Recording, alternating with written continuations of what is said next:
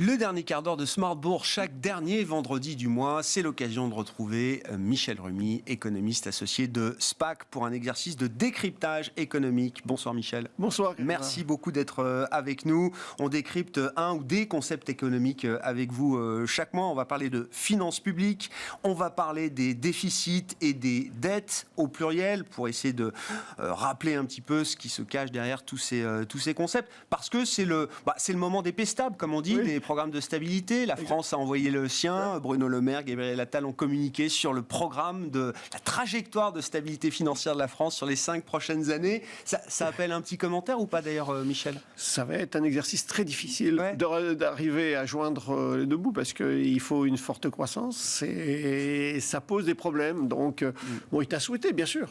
Mais c'est compliqué, Bon, ça nous amène à parler de ces questions de déficit, puisque ce sont quand même des sujets, en tout cas dans les marchés, qui reviennent, même s'il n'y a pas de stress aujourd'hui sur ces questions-là, mais ce sont des discussions qui reviennent chez les investisseurs, pour rappeler qu'il y a différents niveaux de déficit, effectivement. Déficit budgétaire, déficit public.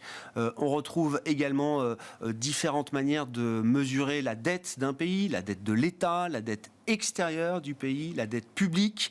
Voilà. Comment est-ce qu'on s'y retrouve dans tous ces concepts, Michel ? Alors, ce qu'il faut bien voir, c'est le budget. Le budget de l'État, c'est comme le budget d'un ménage. Et donc, d'une certaine manière, le déficit budgétaire, c'est lorsque les recettes sont inférieures aux dépenses. Donc, c'est un solde négatif. Et de manière générale, par exemple, en 2022, ce déficit budgétaire était de l'ordre de 150 milliards.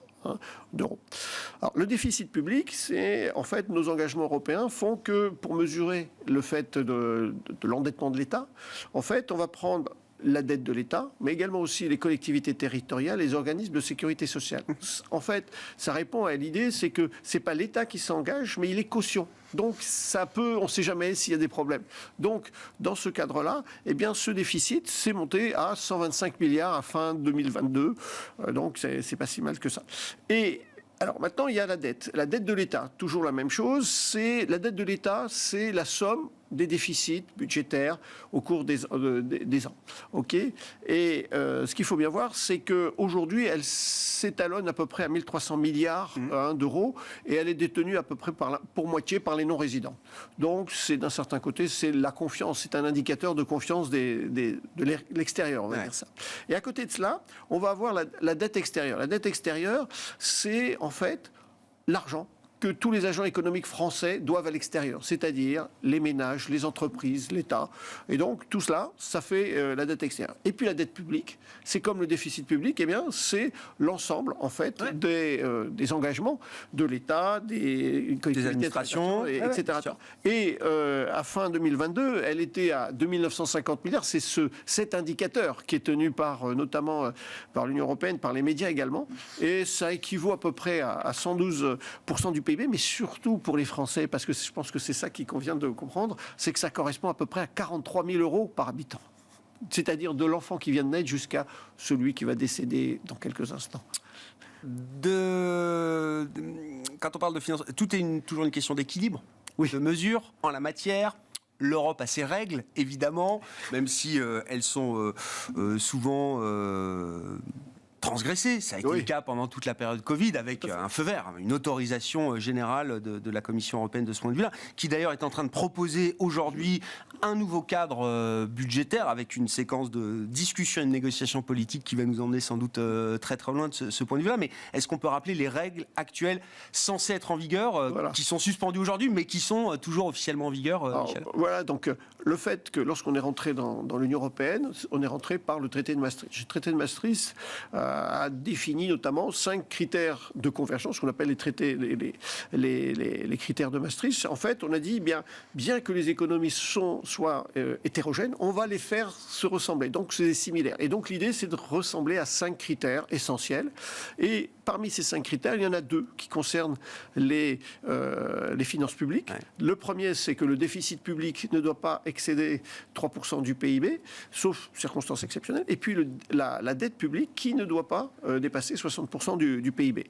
Et tout cela a été renforcé après notamment la crise des dettes souveraines en 2010-2012 par un traité qu'on appelle le pacte budgétaire européen, mais le nom savant, c'est le pacte de stabilité, sur la stabilité, la coordination et la gouvernance de l'Union européenne, et qui a édicté une règle d'or qui dit que le déficit public structurel ne doit pas excéder 0,5%. Ça veut dire que concrètement, c'est que les habitudes de comportement, ce qui est structurel, ne doit pas excéder, on va dire, 0,5% du PIB. Qui est une notion assez subjective. On m'a toujours dit qu'il y avait un niveau de déficit structurel pour chaque économiste, quoi, en gros. Exactement, c'est à peu près ça. parce qu'en fait, c'est là, derrière, bon, je ne vais pas rentrer dans la technique, c'est que en théorie, c'est très très bien, c'est très clair, c'est super. Mais quand on essaye de le calculer, et quelles que soient les institutions et la réputation de l'économiste, on arrive à des résultats parfois surprenants.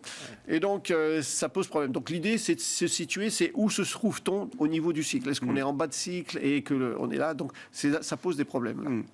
La règle des 3%, on peut rappeler d'où elle vient, Michel, parce qu'on va se poser la question de savoir quels sont les indicateurs à prendre en compte pour évaluer la bonne santé ou non des finances publiques d'un État. Eh bien, malheureusement, on va dire, cet indicateur de 3% n'a pas de valeur scientifique ni économiste. En fait, tout remonte à l'époque, on va dire, des années 80 en France, où M. Mitterrand fait une relance budgétaire keynésienne, c'est-à-dire il fait un déficit, on passe de 5 semaines de congés payés, on passe de 40 à 39 heures, en conservant les mêmes niveaux de salaire. Et en fait, ça veut relancer la consommation. Simplement, les Français, qui sont indisciplinés, consomment des produits étrangers, donc déficit de la balance commerciale. Et en même temps, comme il y a moins de recettes, il y a déficit budgétaire. Et donc, là, après, il y a un problème. C'est que le gouvernement ne veut pas dépasser 100 milliards de francs comme déficit. Et symbolique, quoi. C'est symbolique. Ouais. C'est symbolique. 100 milliards, c'est bien. On voulait surtout pas dépasser ce 100 milliards. Et donc, quelle est l'idée? Alors là, c'est la richesse de la langue française, on va dire des technocrates. On a dit, on va rapporter ça au PIB. Et donc, quand on rapporte 100 milliards à 3 000 milliards, ça fait 3,3. C'est resté à, on va dire, à 3%. Et puis, lorsqu'on est rentré dans la négociation des traités européens, etc., ça a diffusé au niveau des banques centrales et c'est resté comme ça. Donc, c'est un véritable outil de communication qui est devenu, on va dire, un outil important. Maintenant, c'est presque un totem.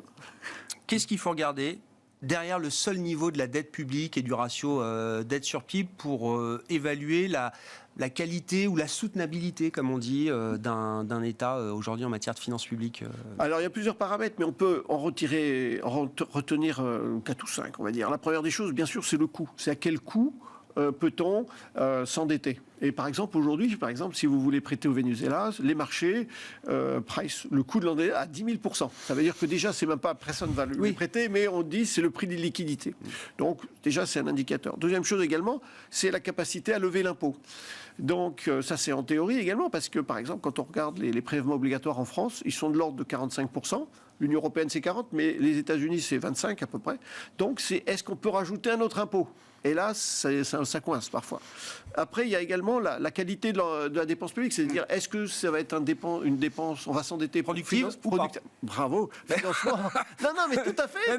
Oui. C'est que du bon sens. Ouais. Les marchés n'ont que du bon sens. Et c'est ça qui est important. Et puis, aussi, le rythme de croissance de l'économie. C'est le chiffre d'affaires par rapport à l'endettement, on va dire ça comme ça. Et puis également, il y a l'évolution de la dette. Est-ce qu'elle est rapide? Est-ce que c'est de temps en temps? Et c'est exponentiel. Et c'est ça la difficulté. Justement là, quels sont les facteurs qu'il faut avoir en tête qui déterminent l'évolution, la vitesse d'évolution de la dette publique? Alors, c'est là aussi, c'est du bon sens. C'est-à-dire que si je m'endette à un faible taux et que cela j'ai une forte croissance, c'est pas gênant de s'endetter. Ce qu'il faut bien se dire, c'est que l'endettement n'est pas si grave si c'est productif. Et donc, c'est l'effet. Donc, il y a un effet, on va dire, effet massue ou un effet de levier.